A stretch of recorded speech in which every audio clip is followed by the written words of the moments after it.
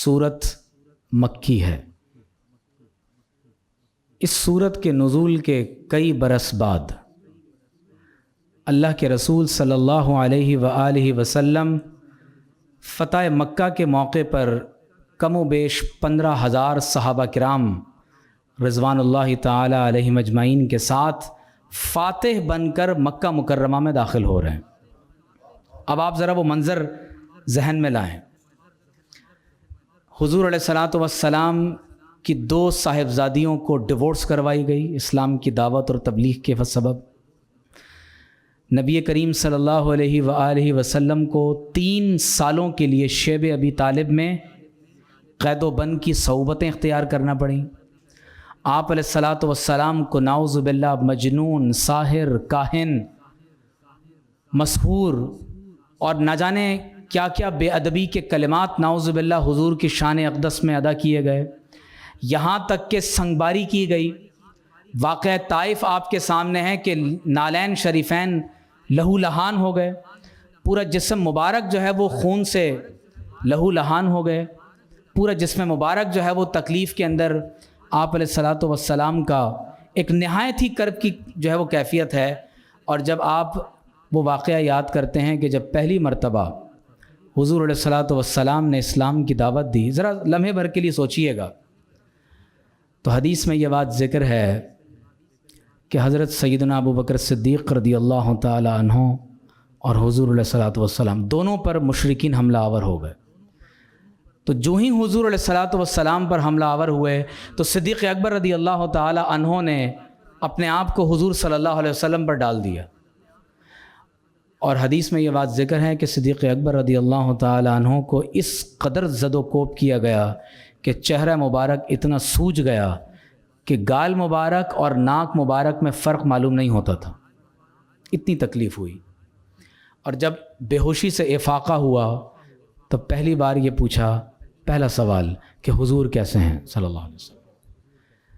हालत नमाज में ऊँट की ओझड़ी हुज़ूर अलैहिस्सलातु वस्सलाम की पुश्त मुबारक पर रखी जा रही है। कहीं इस्लाम की दावत के लिए तशरीफ़ ले जा रहे हैं तो अबू लहब नाउज़ु बिल्लाहि मिन ज़ालिक क़दमैन शरीफ़ैन को निशाना बना रहा है और कहता है कि ये झूठ बोल रहे हैं, नाउज़ु बिल्लाहि मिन ज़ालिक।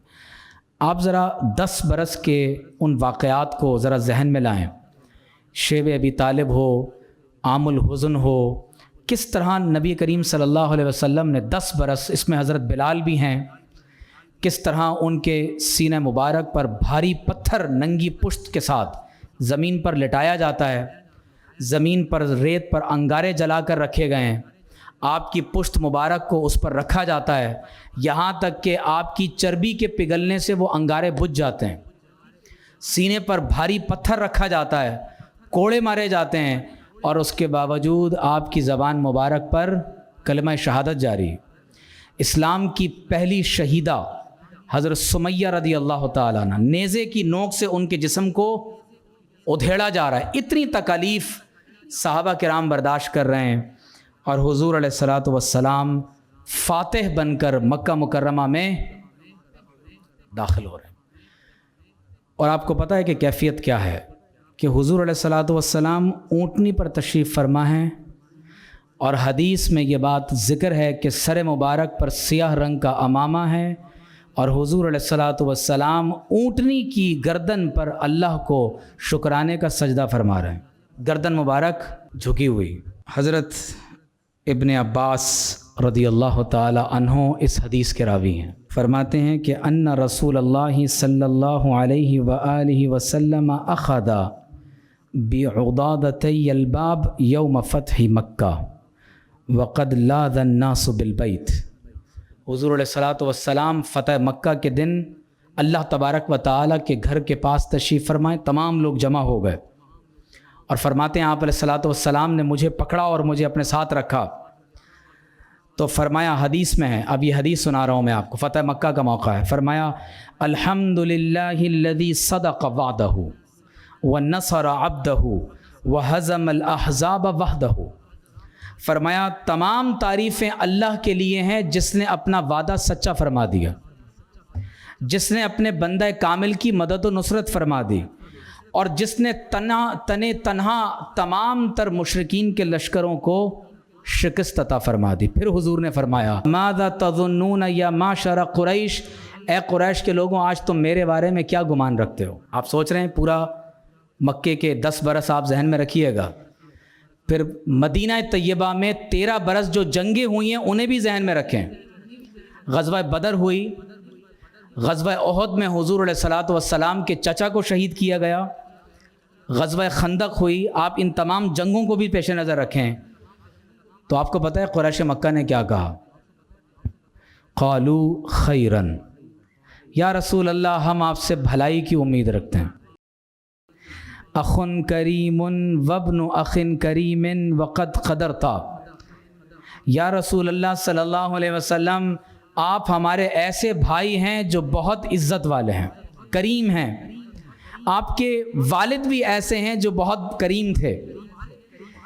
वक़द क़दरता, और अल्लाह तबारक व तआला ने आपको हम पर कुदरत अता फरमा दी। क़ाला, तो हुज़ूर अलैहिस्सलाम ने फरमाया व अना अक़ूलु कमा क़ाला अख़ी यूसुफ़, तो मैं तुमसे वही कहता हूँ जो मेरे भाई यूसुफ़ अलैहिस्सलाम ने फरमाया था, ला तस्रीब अलैकुमुल यौम, आज के दिन तुम पर कोई गिरफ्त नहीं है, व अंतुमुत तुलक़ा, मैंने तुम सबको आज़ाद फरमा दिया है।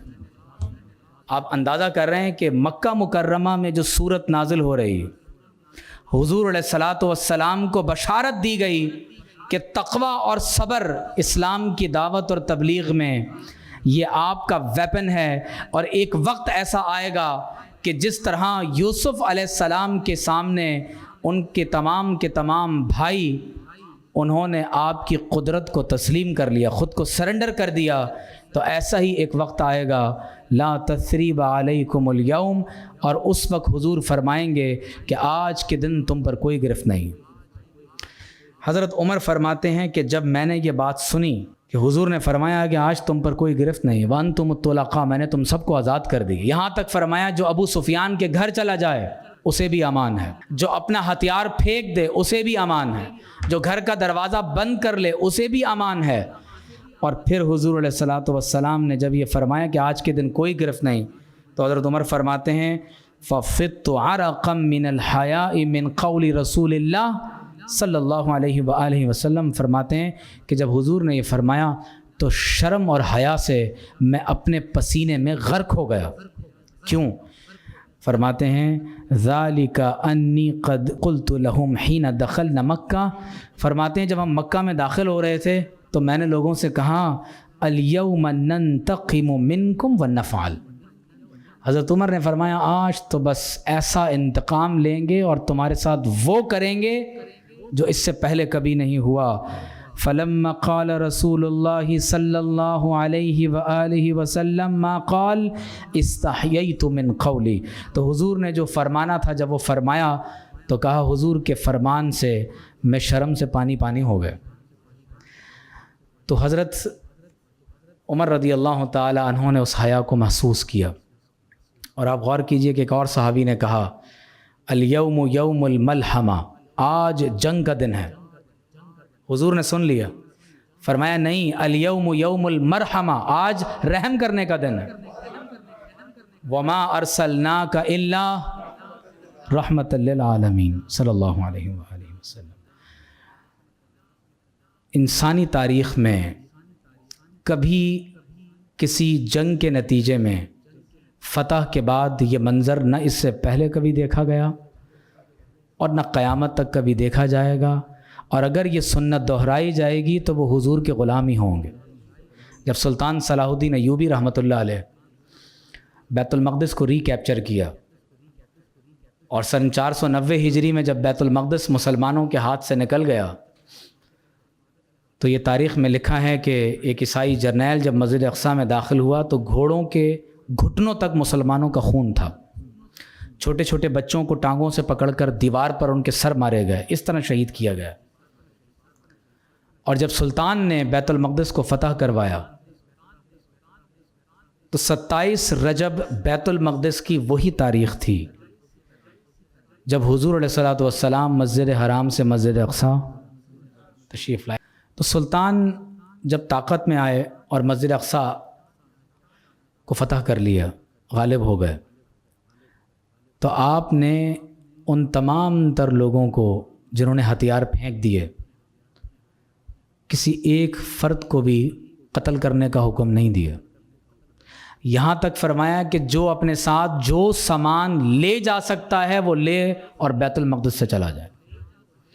تو ظاہر ہے کہ یہ منظر اس سے پہلے کروسیڈرز نے تو پیش نہیں کیا تھا، اور خود سلطان کے جو مورخ تھے قاضی شداد، انہوں نے لکھا ہے کہ ایک مرتبہ جب ایک عیسائی عورت سلطان کے پاس آئی، بلکہ پہلے ایک عیسائی جرنیل کے پاس گئی اور کہا کہ میرے بچے کو ڈاکوؤں نے اغوا کر لیے، تو کہا کہ اس علاقے میں اگر تمہاری کوئی مدد کر سکتا ہے وہ سلطان صلاح الدین ایوبی۔ تو وہ کرسچن عورت سلطان کے پاس آئی، سلطان اس وقت گھوڑے پر تیار تھے اور لشکر روانہ ہونے لگا تھا، تو جب اس عورت کو روتے ہوئے دیکھا تو وجہ پوچھی تو کہا کہ علاقے کے ڈاکوؤں نے بچے کو اغوا کر لیا ہے۔ آپ وہیں کھڑے رہے، پوری فوج کو دوڑا دیا، فرمایا کہ جب تک اس کا بیٹا واپس نہیں آئے گا میں یہیں کھڑا ہوا ہوں۔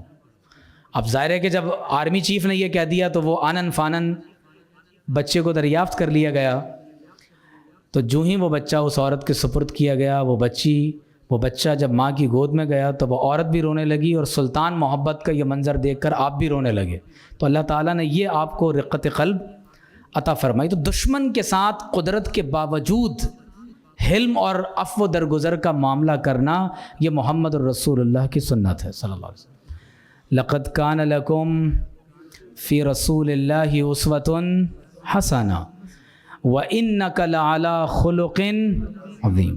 یہاں تک کہ ایک مرتبہ آپ علیہ الصلوۃ والسلام ایک درخت کے نیچے لیٹ کر آرام فرما رہے تھے، تو ایک دشمن کہیں سے آ گیا اور اس نے آپ صلی اللہ علیہ وسلم کی تلوار اٹھا لی، اور وہ یہ سمجھا کہ شاید آپ علیہ الصلوۃ والسلام سو رہے ہیں، اور حضور کا فرمان ہے عینا یا تنامانی ولا ینام قلبی، میری دونوں آنکھیں سوتی ہیں لیکن میرا دل نہیں سوتا۔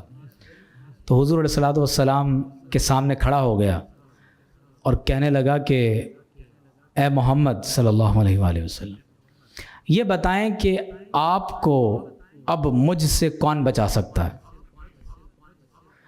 تو حضور نے فرمایا اللہ۔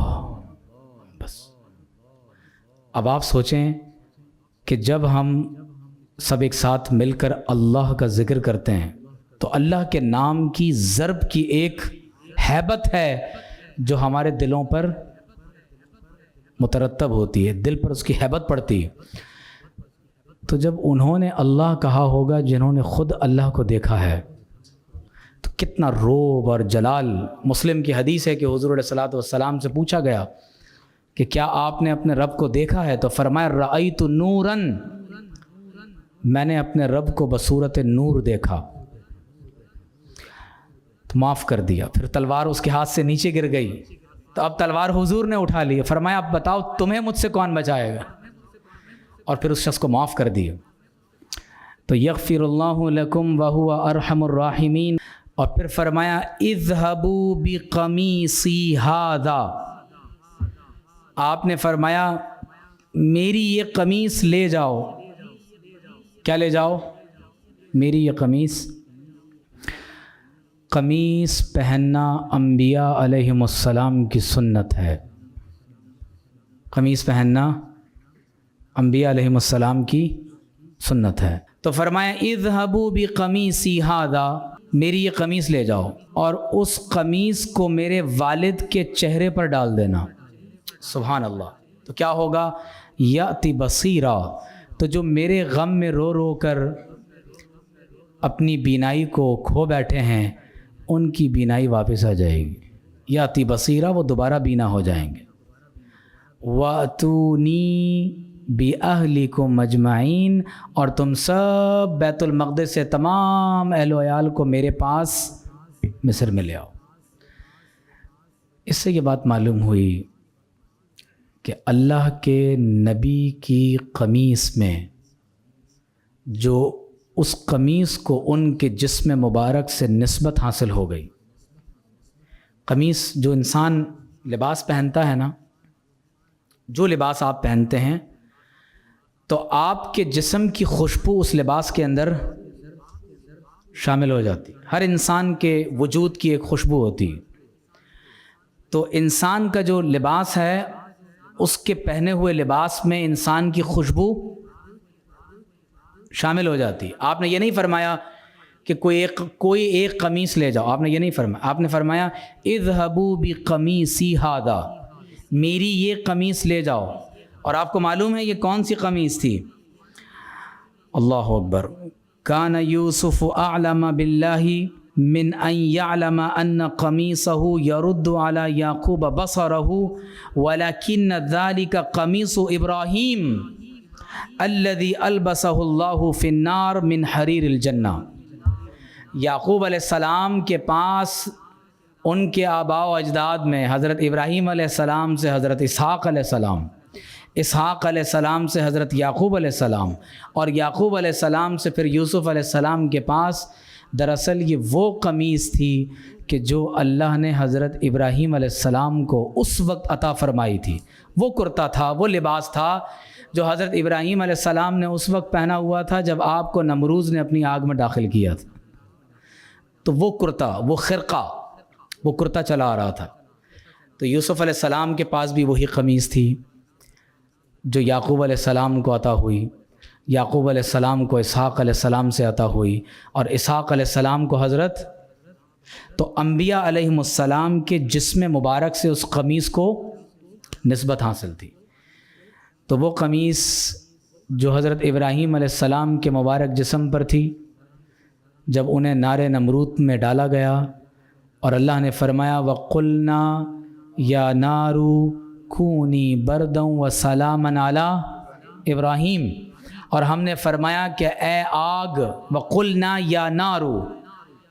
اب بات سمجھ رہے ہیں؟ اسی لیے شیخ اکبر نے فرمایا ہے کہ اللہ تعالیٰ اور اس کائنات کا تعلق یہ نہیں ہے کہ اللہ تعالیٰ نے اس کائنات کو پیدا کیا اور چھوڑ دیا. دیکھیں ایک کارپینٹر اس میز کو بناتا ہے اور میز کو چھوڑ دیا. اب اس میز اور کارپینٹر کا کوئی تعلق نہیں ہے، لیکن اللہ تبارک و تعالیٰ کے اسما، اس کے کلمہ کن، اور اللہ تبارک و تعالیٰ کی رحمت کا، اس کی امبا اور ایحا کا ہر لمحے تعلق کائنات کی ہر شے کے ساتھ ہے. وَأَوْحَى رَبُّكَ إِلَى النَّحْلِ، اور تمہارے رب نے شہد کی مکھی کی طرف وہی فرمائی. زمین میں زلزلہ کیوں آتا ہے؟ بِأَنَّ رَبَّكَ أَوْحَى لَهَا، کیونکہ تمہارا رب زمین کی طرف وہی فرماتا ہے. آسمان سے پانی کیوں برستا ہے؟ قرآن میں ہے کہ اللہ تعالیٰ آسمان کی طرف وہی فرماتا ہے. تو یہ اللہ تعالیٰ نے صرف چند نظائر بیان کیے ہیں. اللہ کی وحی اور اللہ تعالیٰ کا پیغام یہ مچھر کی طرف بھی جاتا ہے، یہ پانی کی لہروں کی طرف بھی جاتا ہے، آگ کی طرف بھی جاتا ہے. وَقُلْنَا يَا نَارُ كُونِي بَرْدًا وَسَلَامًا عَلَىٰ ابراہیم. تو کائنات کا ذرہ ذرہ، سمندر کی ایک ایک لہر، درخت کا ایک ایک پتا، ہر لمحے اللہ کی بارگاہ میں اس کے اذن کا طلبگار. یہاں تک کہ پتوں میں اگر سرسراہٹ بھی پیدا ہوتی ہے تو وہ اللہ تبارک و تعالیٰ کے اذن سے ہو رہی، اس کے ارادے سے ہو رہی. تو کائنات کا ذرہ ذرہ اس کے ساتھ ایک رابطے میں ہے، تعلق میں ہے. تو جب اللہ تعالیٰ نے آگ سے فرمایا کہ کونی برداً و سلاماً علی ابراہیم، تو اس کا مطلب یہ ہوا کہ اللہ تعالیٰ آگ کو اپنا پیغام پہنچاتا ہے، اور جب آگ کسی کو جلاتی ہے تو وہ بھی اللہ کا پیغام پہنچتا ہے. آپ کو بات سمجھ آ رہی ہے؟ اللہ اکبر. اذهبوا بقمیصی ھذا، تو اللہ کے نبی کے وجود مسعود سے جس قمیص کی نسبت ہو گئی، اللہ نے اس میں یہ تاثیر پیدا کر دی کہ یعقوب علیہ السلام کی بینائی واپس آ جائے گی. تو لہٰذا ہر وہ شے جو اللہ کے انبیاء سے تعلق رکھتی ہے اس کا ادب کیا کریں. ہر وہ چیز جو حضور علیہ الصلاۃ والسلام سے نسبت اور تعلق رکھتی ہے، اس ذرے ذرے کی، ہر شے کی ہمیں تعظیم کرنی چاہیے، اس سے محبت کرنی چاہیے اور اس کا ادب کرنا چاہیے. آج کی نشست کو ہم یہاں پر مکمل کر رہے ہیں کہ حضرت یعقوب علیہ السلام کو اور ان کے تمام تر اہل خانہ کو حضرت یوسف علیہ السلام نے بیت المقدس سے مصر بلوا لیا۔ اب یہاں سے انشاءاللہ ہم آگے پڑھیں گے آیت نمبر 94 سے۔ اللہ تعالی ہم سب کو عمل کی توفیق عطا فرمائے۔ وآخر دعوانا الحمد للہ رب العالمین۔